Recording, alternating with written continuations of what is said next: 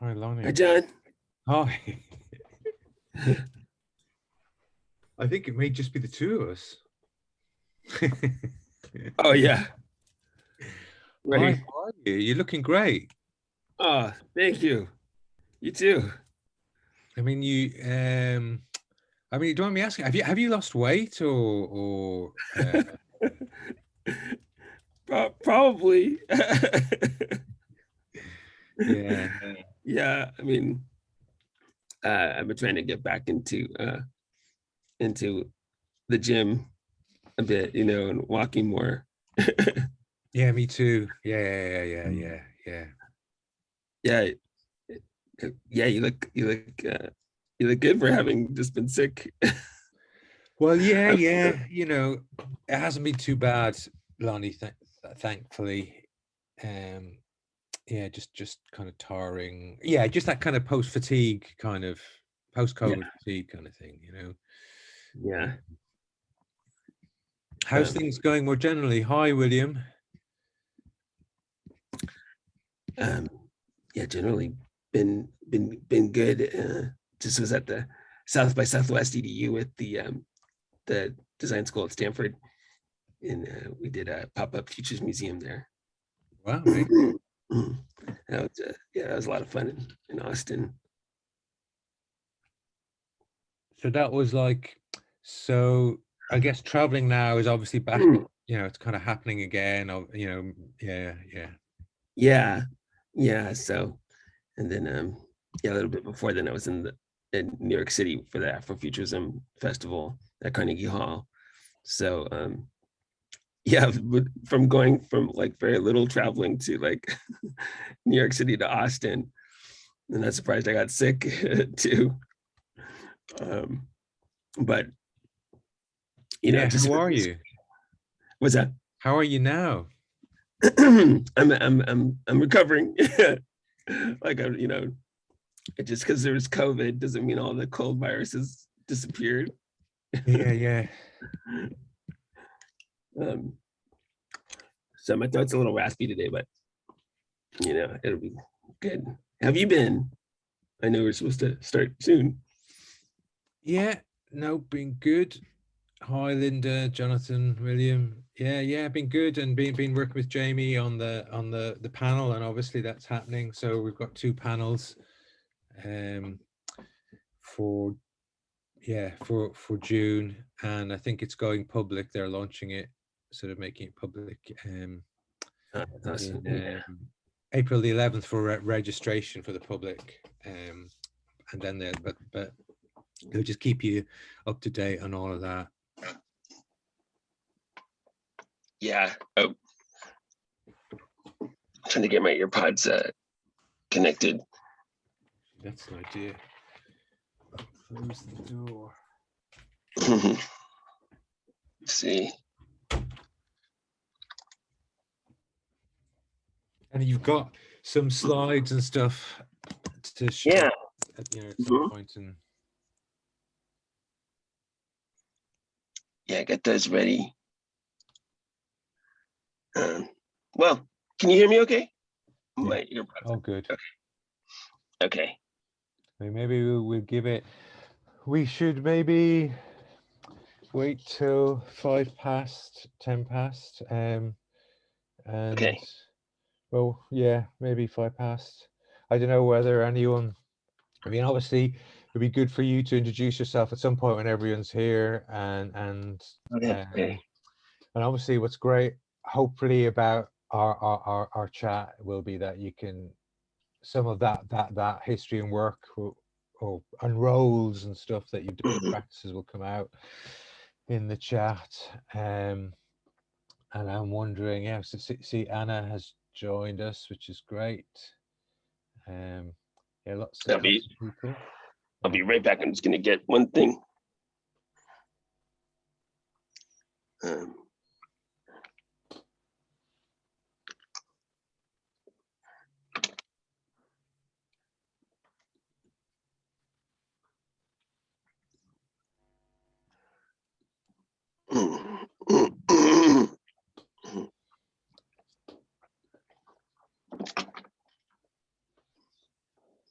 Yeah, I love that quote you sent me too.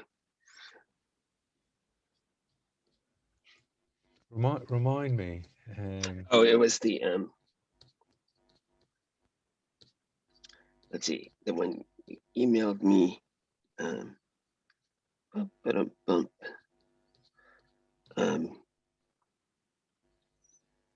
It was when you were talking about the art card became another terrain of contested time. Oh yeah, yeah, yes. Oh yeah, that's right. That's great. I love that.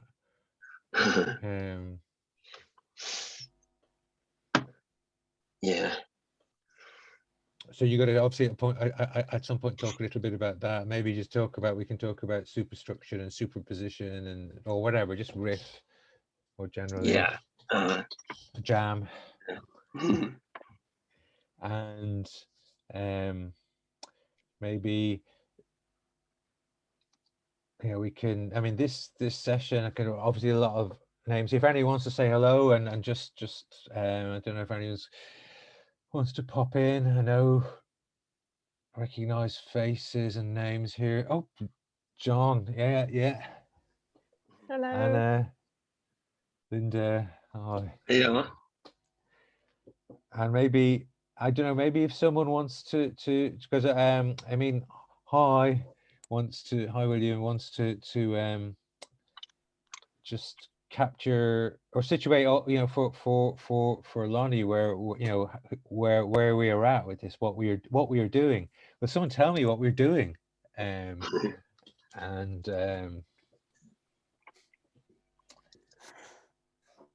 Oh yeah. Yeah, I'd love to hear. Are you all in London? No. Linda's on the stairs. I'm in Yorkshire. Linda's somewhere between one floor and another. Yes, I'm on the stairs. I'm not in London either. I'm in Liverpool. Oh, Liverpool. Oh, cool. Cool. But obviously, I work at UAL, University of Arts London, but I don't need to live there because I teach online. I have done for many, many, many years, so I don't need to be in London. Oh wow, that's cool. That's cool. I've been to Liverpool a long time ago in Aberystwyth. Site of the prisoner, where the prisoner was filmed. the important places, right? Classic location, that, yeah. Yeah. I can have a go at a bit of situation if it's useful. So this is a mashup. It's a truly experimental session in the name of the Experimental Pedagogy Research Group, an attempt to stage a happening, an event to get a bunch of interesting, vibrant people together to try some stuff. The notion being that we, inhabit or have inhabited these spaces now, all of us, I think, more meaningfully over the past few years. So this is a kind of an opportunity to see what we can do with it, really, what the possibilities of continuing to use this space to reach out and beyond, and bring in and fold and explore notions of how we learn, or how we have learnt, or how we might continue to learn about notions of environmental, social, racial justice / injustice. We are, I think, hopefully pretty global in our outlook and attitude as a group of people. We are disparate, differing, have a bunch of opinions, and are essentially just wanting to see, how we can extend our thinking, really, and fold other people into that thinking, to kind of see what we can do with it, and what comes out of that. And this is supposed to be a kind of a really collaborative, intersectional, fizzy, messy, mashup of a thing. So thank you very much, Lonny, for being part of it. Wandering into something without any real clear sense of what you're doing, which I think is absolutely what the EPRG is probably about. That's great. Love it. Love it. Yeah. And I'm in Oakland, California. Fantastic. Um, And what time are you in Oakland? oh, it's 9:09 a.m. So it's bright and early for me. Pretty reasonable then. Yeah. It, Have you And, have you got teaching ahead of you, Lonny, or because we're Well- gone yet? well, like luckily I'm on a research sabbatical, but I'm teaching at Stanford. We're teaching a course called Flights and Futures that starts on Thursday. And it's kind of an interesting metaphor. So every 2 weeks, there'll be a kind of flight into a futures methodology and outlook and approach. And we're starting it off with Afrofuturism next week, but the first class is this week. So and I'm co-teaching it too. So that's the beauty of it. Like, because like on a research sabbatical, last thing I want to do is have to manage a whole class. So, but I'm doing this because this is like, that's my jam, and I have this great team at the design school. So wonderful group of people there. So glad. And I'm a professor at Cal State, East Bay, California State University, East Bay in Hayward, California. That's across the bay from Stanford. So So that's quite handy. yeah. I mean, I could introduce myself, but I wanted to also get a sense of where everyone else is. Are you all at? Yeah, I mean, this is a 24-hour roll-a-thon. And so there may be people dipping in, and hopefully they won't dip out. We're just going to capture them here in the force field. Yeah, that's right. So John is operating the force field container, which grabs people into the square boxes that we see, just like is it Superman 2? Richard Donner back in the I don't know, 70s or 80s. I love that shirt, John. It's awesome. Love it. So yeah, so maybe if you want to just kick off, and what's great about this as well is that what we had thought is that well, obviously run it and chat and explore and explain, and I have some questions, but what's great about it looks like this is that maybe people put questions and in the sidebar along the way just to remind themselves, and Lonny, you can pick them up along the way, or you can pick them up afterwards, and people can just chip in and feel free to talk. And we have until it's probably exactly until 17:59 before this room then gets kind of swapped into some other dimension of travel. Rolls into another multiverse. Yeah. Well, I mean, I can introduce myself a little bit more too. I'm a co-founder of the group, the Afro-Rhythm Futures Group, a research affiliate with the Institute for the Future, and a research fellow with the Lonny Avi Foundation. I'm also co-direct a school called the Community Future School at the Museum of Children's Arts in Oakland, and it's about teaching high schoolers about different approaches to futures thinking, from traditional futures thinking to Afrofuturism to indigenous futurism to queer futurism. So they're working on a youth manifesto for looking at Oakland in 2045. We call Okanda 2045. So that's part of the work that we're doing. I'm co-creator of a game called the Afro-Rhythms from the Future. And it's about centering non-white perspectives in the future. And it's a creative imagination forecasting game. And we'll talk a little bit more about that too. What else? There's also co-producer of the Afrofutures podcast with Ahmed Best, who's my great friend and colleague in the Afro-Rhythm Futures group, along with Jade Fabello. So Ahmed he played he was in Stomp, and then he played Jar Jar Binks in Star Wars. So that's his claim to to renowned fame.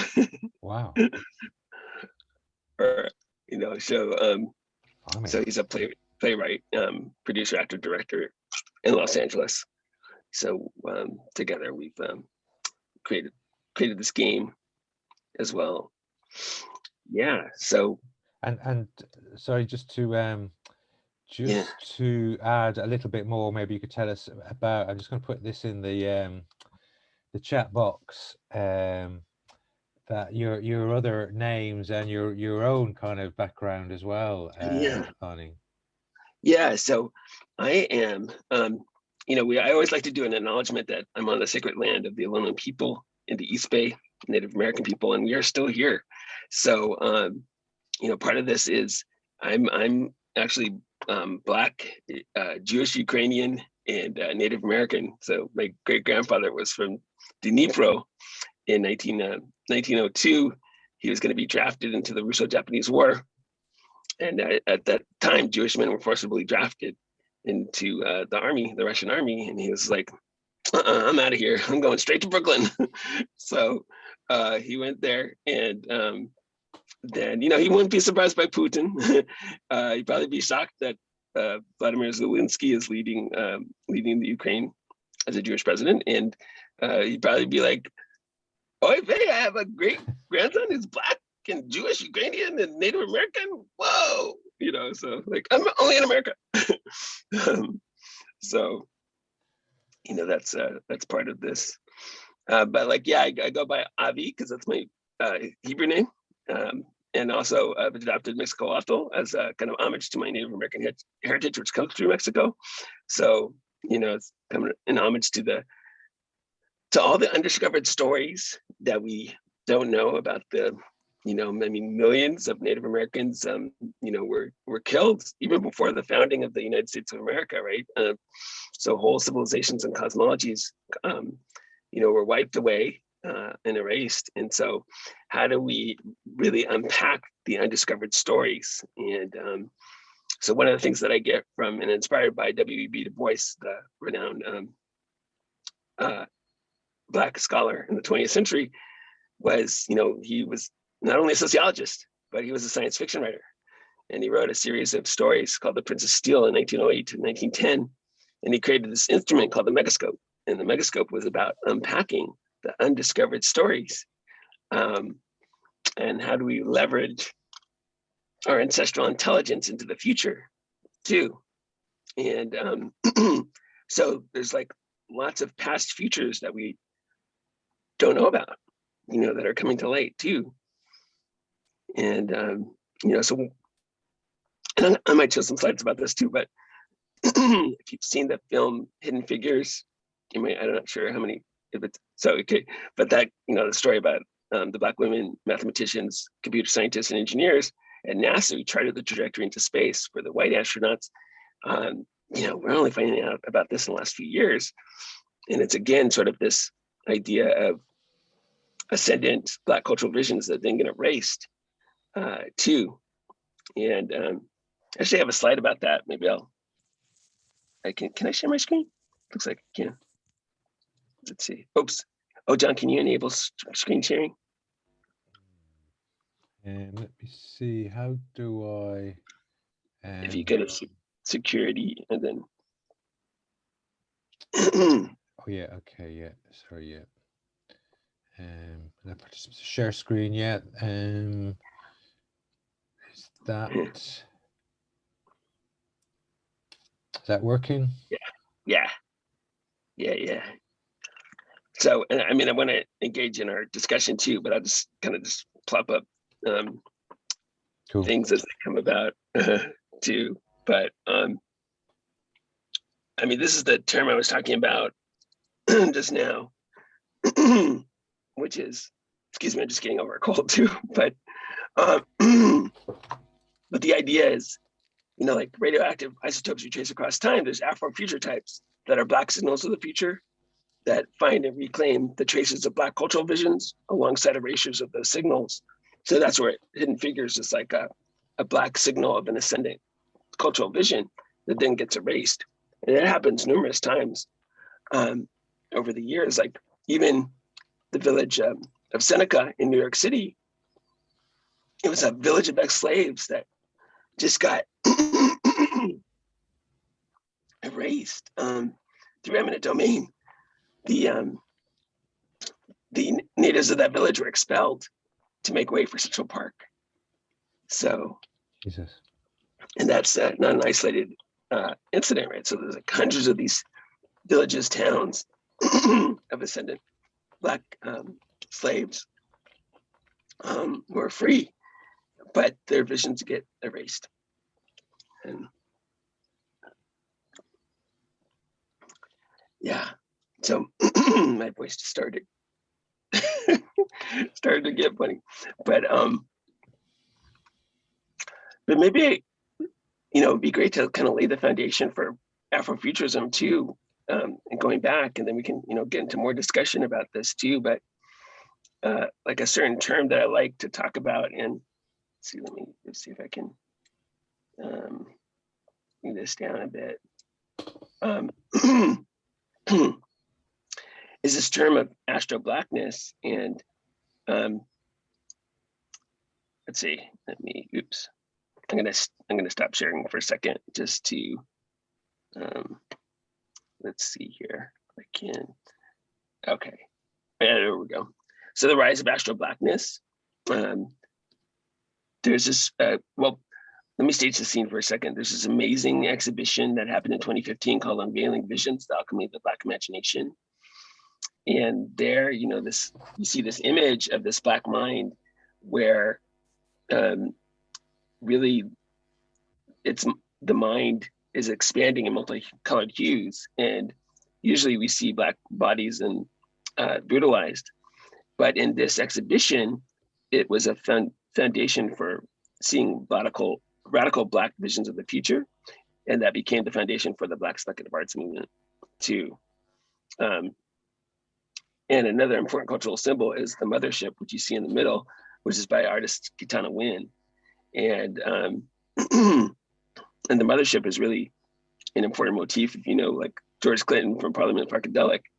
And these sort of origin stories, like of the Dagon of Mali, who say that in their origins, they're from the Sirius B star system. And it's, even Sun Ra, one of the forefathers of Afrofuturism, claimed that he was from another planet. And it's sort of a way to kind of, well, the Dagon, something's gone on. But this idea that we have this immense wealth of knowledge from the past that's, kind of shrouded in mystery, and that we're also kind of bringing and landing on Mother Earth to share this knowledge. And on the right is a great panel by former Black Panther Party leader and artist, Tarika Lewis, who in 2018, at the time of the Black Panther came out, said, "Welcome to Panther territory in Oakland, the time is now." Also, another panel that says, "This is not a Marvel fantasy." But to kind of, sorry, but to frame this, the rise of astro-blackness is really about a person's Black state of consciousness, released from the colonial and confining slave or colonial mentality, who becomes aware of the multitude of varied possibilities and probabilities within the universe, from the Reverend Andrew Wallens. And this is from the anthology Afrofuturism 2.0, The Rise of Astro-Blackness. Which you have a really good essay in that, Lonny, which, yeah. Oh, yeah, a really good essay about branding, about which is in the library, everybody. And Lonny has a really amazing essay, which is about being a Black futurist, just a futurist in a world where corporate futures and scenario playing out the future, where Black people are kind of invisible and stuff. But yeah, yeah, and I wanted to frame Afrofuturism in a certain way.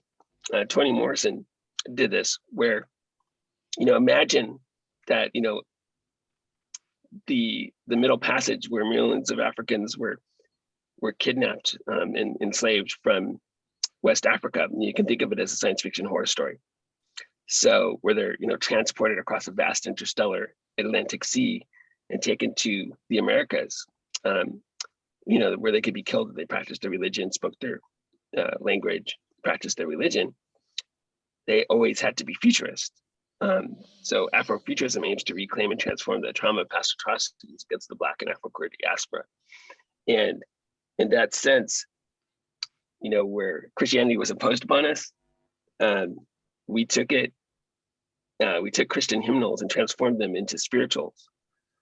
And the spirituals became our real vibranium, in a sense. And it's what scholars call sonic utopias, visions of liberation, where we see something similar to, if you've seen the Black Panther film, where Wakanda is powered by this, you know, powerful fictional metal called vibranium. This is our cultural vibranium, where cultural visions of the future are embodied in spirituals that then become the foundation for the blues and jazz and hip hop and rap and rock, and you know, infuse every genre on the planet then with the Black cultural vision. So that's part of what that means in terms of our cultural vibranium. So so again, I just love how, you know, we're in the mothership and then we land in Black joy, and that's not always you know, related as much as it can be. But and John, just in terms of like this, and this will be brief too, but there's the Congo people have what's called the Congo cosmogram, which is actually a kind of a story map of the future from, you know, from summer to winter. And the land of the living is called Nzeke, and the world of our ancestors is below, called Mpemba. And what divides them is the Congo line, where our ancestors meet us in the future to meet us in the present to create the future. So it's where it's a liminal space. Anything can happen, right? Rich can become poor, poor can become rich, everyone can become prosperous. It's the superpositioning, the quantum space. You know, the zeros and ones where anything can happen. And I know we'll get to that too. But so again, Afrofuture types or Afrofuture topes are these Black signals of the future. And there's the hypothetical vision of the megascope on the top left, or there too. So, I mean, in a nutshell, Afrofuturism combines science fiction and fantasy to re-examine how the future is currently imagined, to envision alternative futures based on the Black experience. And, you know, when we talk about algorithms of oppression, there's this great work by Sophia Noble called How Search Engines Reinforce Racism.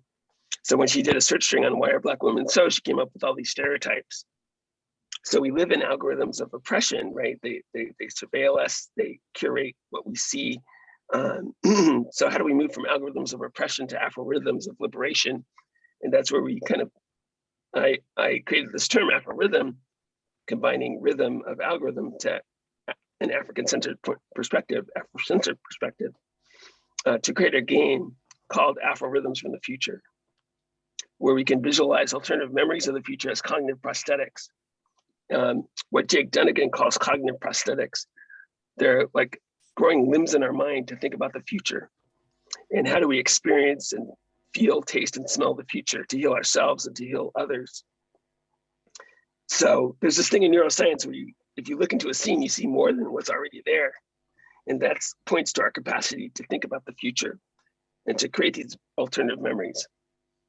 And this is a great image, by the way, by Dentrice Gaskins, who has an ongoing exhibition right now at the Smithsonian Museum, where she uses deep dream AI technology to form these portraits of Black leaders and celebrities.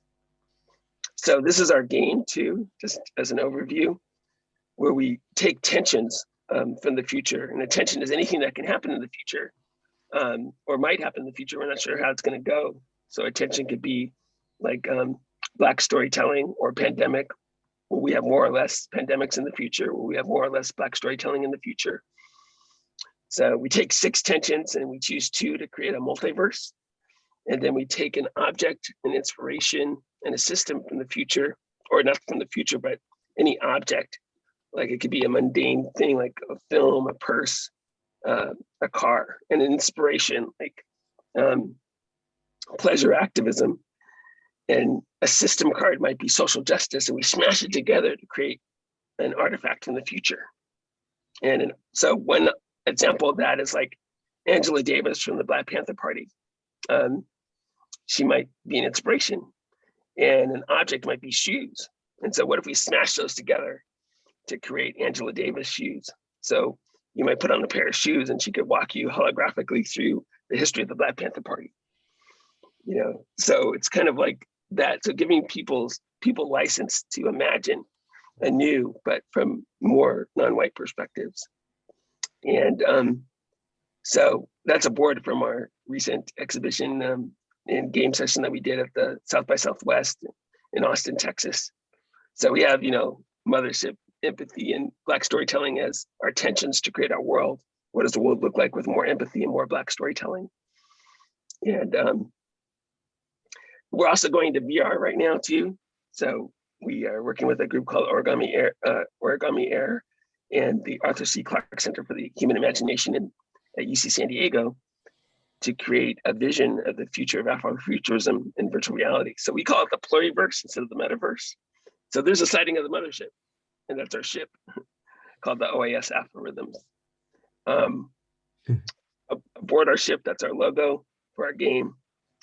And so, and then this is what we're also creating, what we call AVIN, the Astro Virtual Egalitarian Network, a union of Africana and Indigenous diasporans claiming Black space in the virtual reality pluriverse. And so there you go. And and this last that last slide there, this is current work that you're and a new technology perhaps that you're working with, Lonny? Yeah, so we've created we've co-created with Origami Air a town in the future. We worked with them on this, and they worked with the Arthur C. Clarke Center for the Imagination. They created a town called Afterville, and it always takes place 8 years into the future. It's about a post-pandemic scenario. The backstory is that the U.S. has dissolved into ecologically mindful niches, and our areas, the Pacific Northwest, Cascadia, and so we created this town. Helped to create this town with them called Afterville. And right now it's 2030. And but Origami Air launches projects through a skyport in virtual reality. We're on the AltSpace VR platform by Microsoft. And so you can go into our world. It's publicly available right now, called Afterville 2029. And it's an actual town that you can walk in and see. Has a community center. It's about creating egalitarian visions of the future. But they launch projects at their skyport, a different part of the Afterville universe. And they launch projects through Zephyrs, through blimps. And so we have they gave us our own ship to create our vision of Afrofuturism and to translate our game Afrorhythms from the future into virtual reality. So that's part of this, our launch into this. And so we're actually going to have a salon about debating the concept of the metaverse, you know, in terms of it being the omniverse and pluriverse and, you know, other, you know, so that, like, to say that Mark Zuckerberg doesn't have the end all catch-all term for this in terms of meta, which is actually a dystopic term from, you know, Neil Stephenson's Snow Crash. But that was like in 1991 or two, and a year later, Quito, an Afrocentric scholar, came up with the term pluriverse. So, you know, this idea of multiple visions in this virtual reality. So this is the new work that we're doing, and we're excited about it, translating our game into this realm, creating AVIN, really creating a hub of Afrofuturism through our ship that's called the OAS Algorithm. So I have my own avatar, you know, And I mean, I got an Oculus Quest a year ago. But yeah, that's what this looks like. Amazing. And thanks. I'll stop sharing for. Yeah, so The question there, John has asked Jonathan Carney, or Jonathan has asked. Oh yeah, yeah. Well, again, it's the idea that we have multiple visions in this realm as we go into virtual reality, and that we don't want to have a monopoly on visions of media, visions of the future. And the way that the metaverse is coined sort of assumes this overarching kind of Eurocentric vision of the future of media. And, you know, as much as Facebook, now Meta, can, you know, claim that term, when I saw Mark Zuckerberg's exposition of what the metaverse would mean in the future, I mean, first of all, he's just like the worst spokesperson for himself, you know, and sort of kind of a generic card. I mean, there's some interesting things that he brought up and raised, but, you know, that it wasn't really reflective of the huge realm of visions that people can have. So it just was sort of, you know, disappointing in that aspect. So how can we reclaim it through another term, the pluriverse, where we really emphasize the multiple visions of the future through this new medium? I mean, so I've talked with other people and their avatars who I haven't even met yet, you know, in person. I've never met physically the folks in Origami Air at the Arthur C. Clarke Center for the Imagination. Hopefully this spring I'll be able to, you know, and see them in person. But, you know, it is a powerful medium, and as an avatar, you also have to kind of you're on a stage in a sense too. You have to gesticulate, you know, talk. You know, you're using the full body of your avatar to speak, and you know, it's another type of performance. I don't know if my mom would be up to that, but I'm having fun. So you know, and there's lots of experiments going on. Like AltSpace has probably the most diverse realm of worlds on it, and has a big showing of queer and non-white perspectives on that platform versus other platforms. And so we're just trying to kind of grow that vision too, especially working with Origami Air and the Arthur C. Clarke Center for the Imagination, also Arizona State University, and then Stanford's in the mix too. So have you come across Arturo Escobar's designs for the pluriverse? Because that's yeah, that's worth, Jonathan, I don't know whether you know it, designs for the pluriverse. Yeah, it's I think that what you're saying, that idea of universality and universe, and, you know, coming out of the Enlightenment, or perhaps, and maybe even before that, but feels very monocultural. And I guess that idea, it would be great to have that. I mean, as Jonathan mentioned there, it'd be great to have that word in as a more mainstream every day, the idea of a pluriverse, the idea that there are many different ways of engaging and seeing and perceiving and acting. I mean, that's why I like that new book, The Dawn of Everything, by by David, I'm forgetting their names now, but David Graeber and his colleague. David Graeber died a few years ago, but, you know, they really talk about the Native American critique of European civilization and the Enlightenment. Well, not the Enlightenment, but they actually kind of informed the Enlightenment. You know, when Native Americans toured Europe during the time of colonial conquest, they were like, you know, seeing beggars on the streets of European cities and saying, that's not civilization. we don't let our people starve. And then they unpack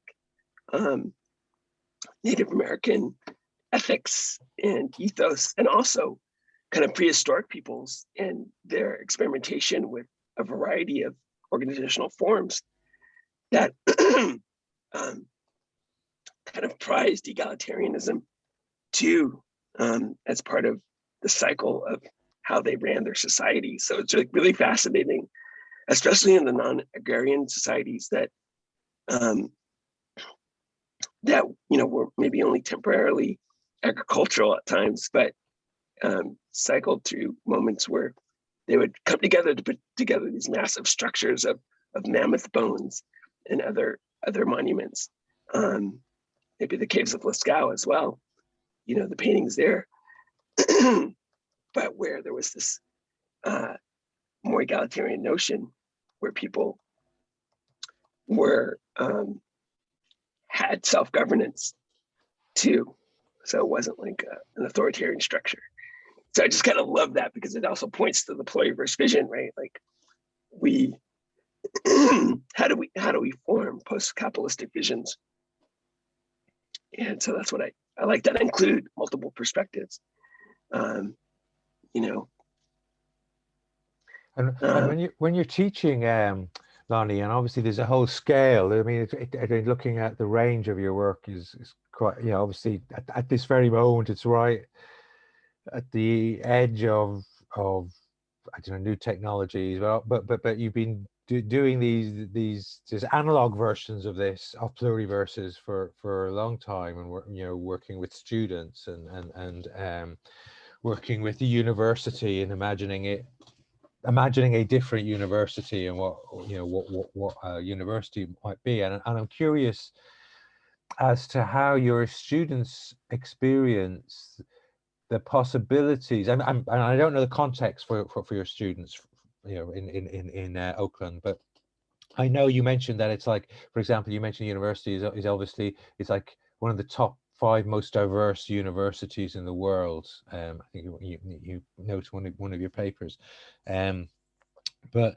I'm curious as to how you notice, when you're working with students on these kind of futures, that there's a kind of pedagogy involved, and which I guess is, I mean, I love that kind of, you mentioned the non-white imagination, and so I'm wondering about how students see themselves, how you see the students develop, how you see the students develop possibilities, or how they may imagine or reimagine possibilities, educational and academic and life possibilities for themselves via some of the work, some of these jams that you do, for example. Yeah. Well, when I'm going to point to the Community Future School of high school students too. And my voice literally just started doing this. But there was one student that came up with these bio characters, kind of a vision of the academy. And he did these detailed drawings of different characters that were non-binary and pansexual and just a whole array of gendered differentiation in this vision of like Oakland for 2045. And I was just kind of stunned, first by his talent, and then by the detailedness of the characters that he was drawing. And I'll just never forget the game that we played, Affordance in the Future, where the kids, that we'll call them kids, but the high school students took these visions of Black storytelling and healing together and created a journal that could be self-healing, so that as they were writing about their traumas, their pen would give them advice or counsel from their ancestral heritage and peers. And even as they were playing this game, they were helping each other to speak. So calling on those and supporting those who don't usually speak in these groups to kind of speak their minds. And, it was part of another event that they did where they were taking people through the experience of of being Black and minority in Oakland. And so it's kind of wonderful to see this unfold as part of what the game and games like this can do, is to heal trauma and heal collective trauma. How do we create alternative memories based on the collective trauma we've experienced, and that we can create alternative memories of the future that can heal trauma. And, so I'm happy to say that we're actually at the final interviewing stage of Robert Woods Johnson's foundation grant that is about health futures. So, the questions they're asking is, how can we replicate this model across the nation in the US, and how can we heal collective trauma using these methodologies? Jane McGonigal actually has a really good book on this called Super Better. And she's one of my mentors. She's a director of gaming at the Institute for the Future. And she talks about and amasses this great evidence for how games can heal us. Because, when you're playing a game, you're more or less playing with people that you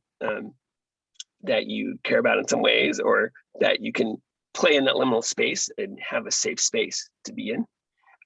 Like we always say that there are no wrong answers in our game, and provide that kind of safe psychological space that's necessary for people to unleash their imaginations. And when you can create an alternative memory of the future that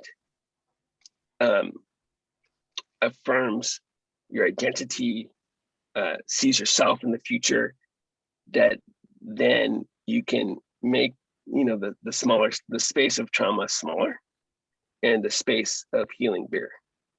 And I think that's really powerful in what we do here.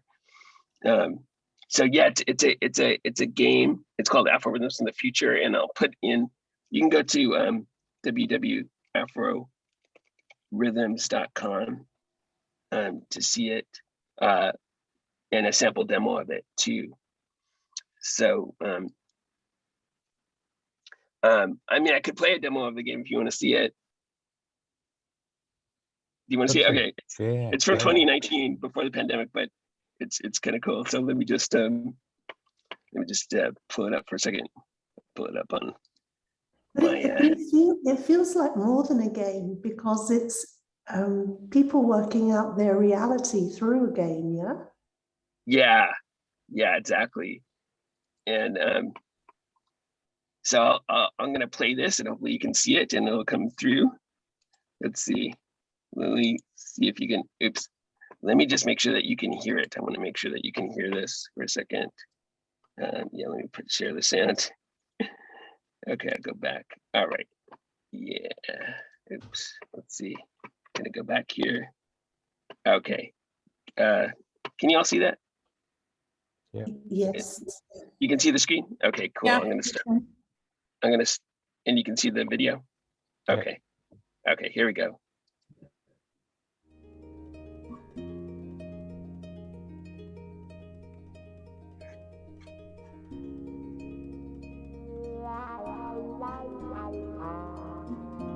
Can you all hear it? Yeah. We all have agency over what the future can bring. Each of us individually can shape not only our personal future, but the future that we all live in. And the object of tonight is to get you to imagine. We want to get you to get out of the frame of reference of what you think your future might be and get as creative as possible. And we're going to see what we can build using that imagination and speculative thought. And we might come up with some cool stuff. So there are people who have tension cards. These tension cards are going to establish the parameters of our universe, and we're going to choose 2 cards. Let me see. Raise your hand if you have a tension card. All right, all the way back there. More or less Black feminist leadership. More or less Black feminist leadership. Who else has a tension card? More or less social justice. More or less social justice. So now that we have the parameters of our universe, we have created 4 multiverses that we can live in, all along the spectrum of those 2 choices. So now you guys in your chairs, you have inspiration cards. All right, let me see. What is your inspiration card? Oh, I have fashion. Okay, fashion. I like this one. I like fashion. What would be an article of fashion that would give you more Black feminist leadership and more social justice? Yes. I was just thinking about the notion of the invisibility cloak, but also like to have it be reversed. Like it could make you invisible, but it could also make you more visible, amplifying like what you normally. So an amplification cloak. Go. A bodysuit. What does this bodysuit do? Protects you from any kind of harm. How about a bodysuit that repels emotional damage? Oh shit. Okay, here we go, y'all. Let's go. Let's go. So we have a bodysuit that when anything emotional tries to come and get you, it repels it. How could it be dystopian? Dictators could use it. How so? They're not feeling emotional damage, and there's no consequence to society. So it feels like it could be a very negative thing to have a suit. Right. So that could be dystopian. Okay, I need another inspiration, another object. Inspiration, queer liberation. Queer liberation. Object. Who has an object? Object. Here. Buttons. You can press the button to change your gender. A gender shifting button. Who's with that? Yeah. The button should be more like you're more on a spectrum. It's more fluid. It's more like post-binary. It's not binary. So what if the button is just like, it just regulates you through your queer liberation? It's a dial. It's not a button, it's a dial, right? Research has shown that we can create alternative memories that heal trauma. And how do we heal the trauma of 400 years of oppression? How do we heal any personal trauma that we've had individually, collectively? And how do we create alternative memories of the future that pull it? Oh. Let's see, here we go. Us in and create resiliency for everybody.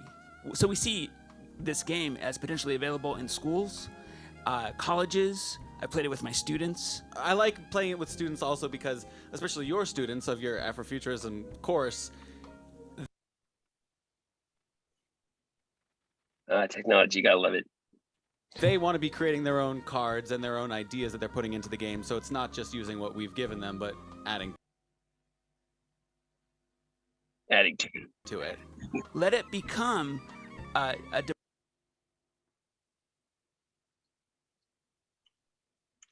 democracy of the future for everyone, available to everyone.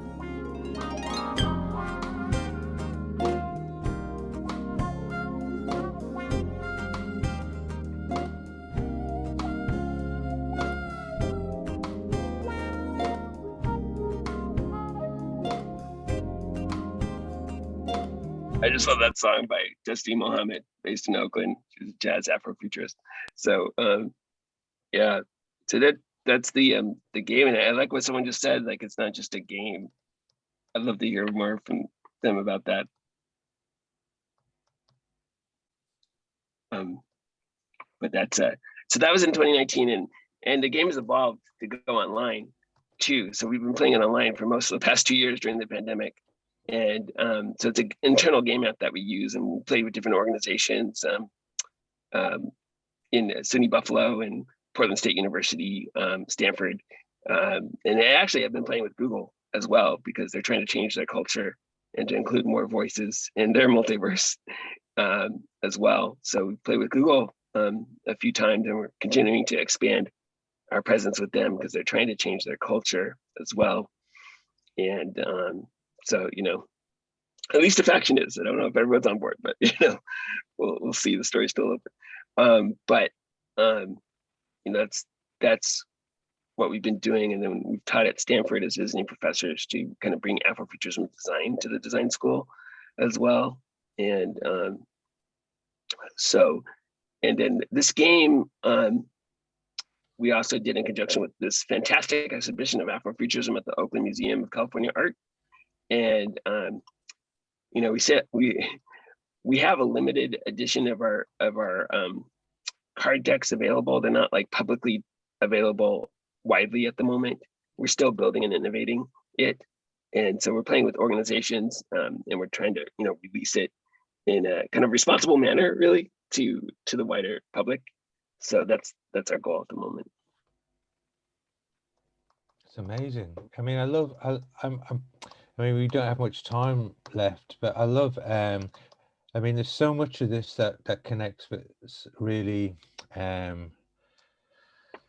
core educational and pedagogic. You know, obviously in a lot of your papers you talk about play, and obviously and which runs throughout your work, which is you know, really core pedagogic, you know, going, you know, way of thinking about education and learning, you know, from Vygotsky onwards, maybe before that, but and then just that, and also that issue of imagination then, and how suddenly imagination becomes, because obviously part of your work here, there's a really great paper to recommend everyone to read that Lonny has written on cruelty and Afrofuturism, on white imagination, and that there's that imagination then becomes a device for making, for thinking, for organizing, so encompassing not just creativity, or you know, but organizing. For example, I can imagine that Afro rhythms, it's people thinking out sequences and logic and as acts of imagination. Anyway, sorry, I'm just very inspired and excited as I'm thinking around this energy, this vibranium of imagination that there is in your work. Yeah, I mean, exactly. It's like, you know, we've gone through apocalypses as non-white peoples. You know, we have experienced that, and so kind of faced with that, how do we recreate and re-envision our societies going forward? And I think that's, you know, really key. Like, this isn't new for us, and we're sort of living in a post-apocalyptic future already. And that's where we have always had to kind of think about the zeros and ones, you know, in terms of quantum thinking, and juxtaposed, you know, what the second consciousness that W.B. Du Bois talks about. You know, so always meta aware of our place in society, and how do we get above that or transcend it.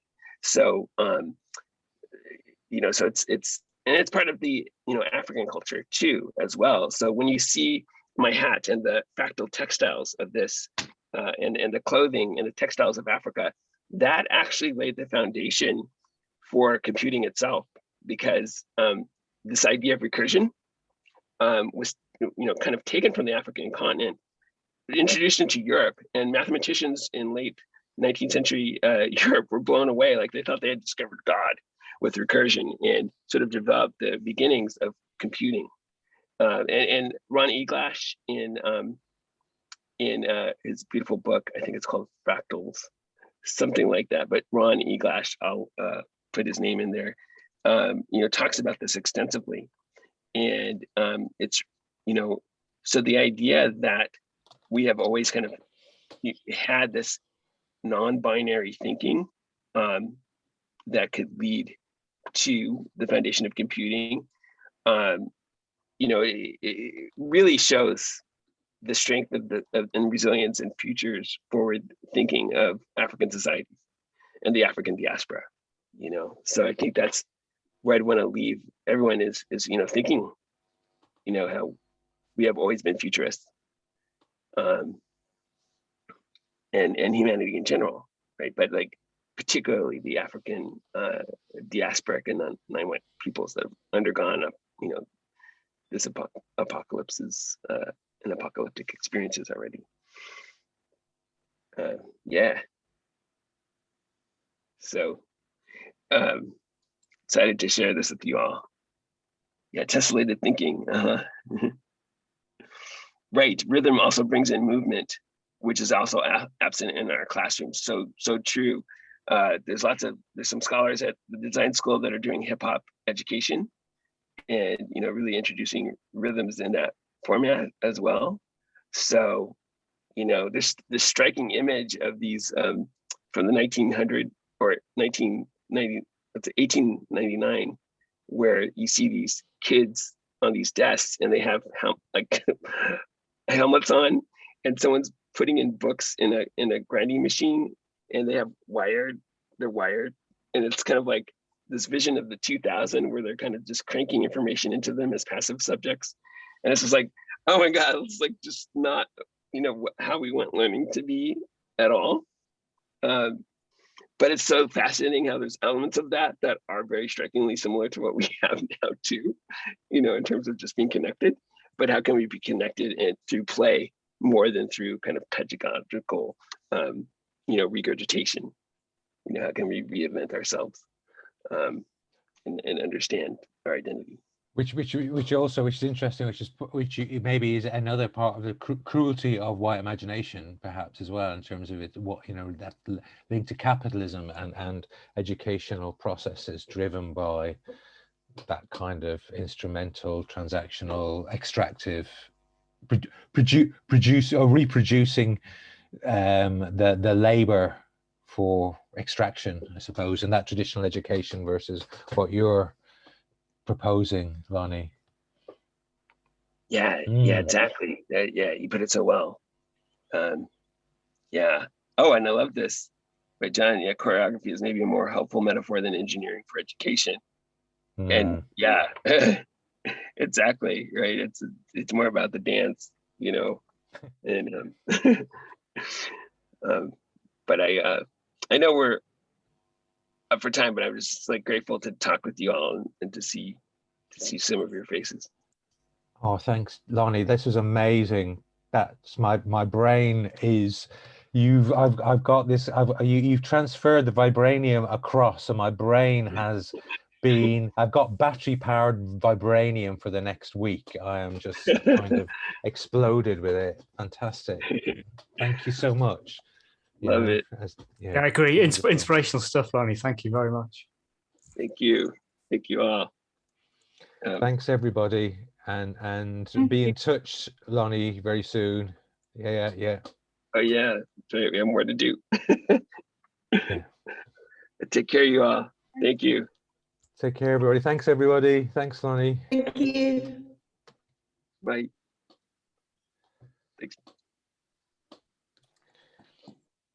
So I guess I should say that there's now another session. I will put a link into the chat here, and then you can jump across into that if it suits you. Oh, okay. Gotcha. Right. Just in case. Yeah, that's right. I forgot about that. And thanks, Lonny. It's amazing. Just what you did, and throat and all, and code, and just, Well, look, I'm going to be going to Europe, actually, to Germany in the summer, assuming that everything is okay. But love to stop in London if it's possible. That'd be amazing. So maybe if you want to, it'd be great if there was a possibility, for the EPRG or whoever for UAL to come and obviously pay to give a talk or whatever, and if not, that's fine too. Or if you're too busy or whatever, but just would love to have you over and talk more generally to a bigger audience and a wider audience. Fantastic.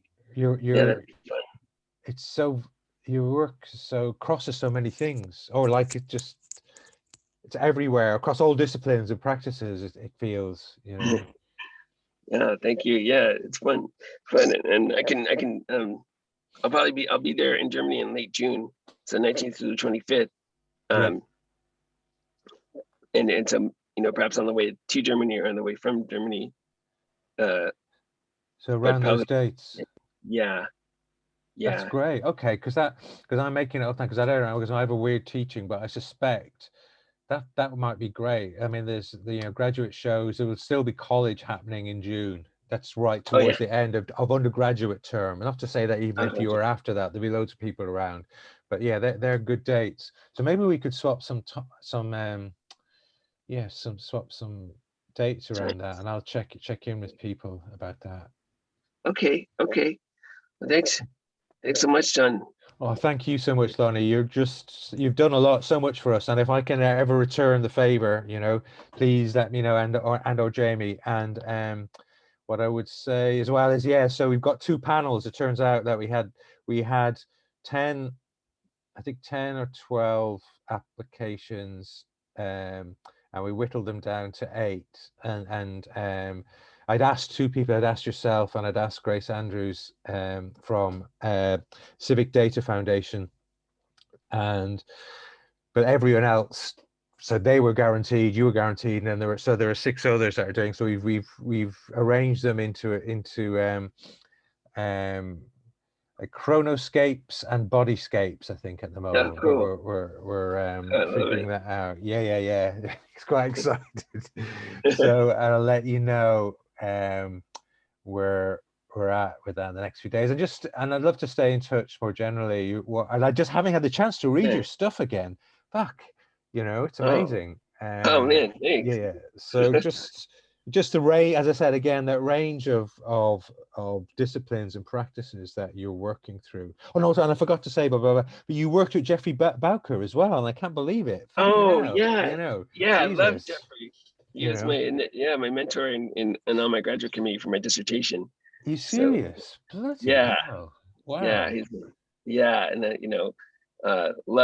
love him and Susan Lee Starr too.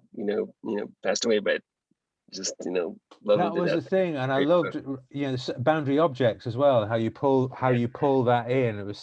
That was such a great example of boundary, because it's been quite funny.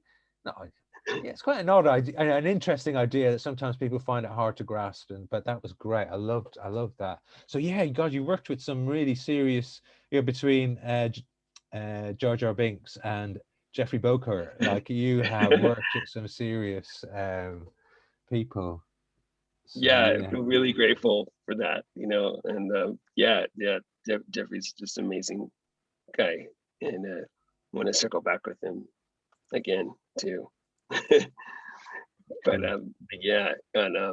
so I'd love to keep in touch and talk more. Yeah, that'd be fun. Well, yeah. So that's amazing, because as well, I suspect the panel will be around that time. So it's all virtual.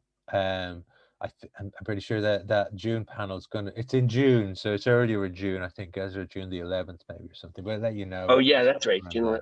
Yeah. That's perfect timing. Yeah. Oh.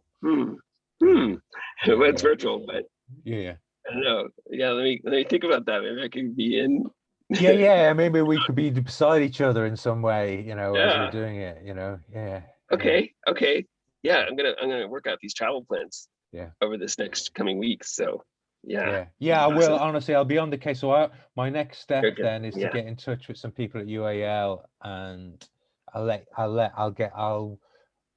get you back. I'll get back in touch with you about that, so that you can firm up plans if it involved getting a little bit of paid gig as well to talk. Yeah, I love all that. Thank you. Thank you. All right then, Lonny. Listen, take care and watch that. Take care of that throat of yours as well. Yeah. Yeah, literally, my voice is now back. Like, I don't know what. Cool. Yeah. All right. Okay. I'm going to pop into this other thing, and also you're welcome to pop in, Lonny. But I don't even know what it is, but I'm going to have a look. Yeah. Thanks. Okay. Okay. Take care. Yeah. Bye bye. Okay. Bye bye.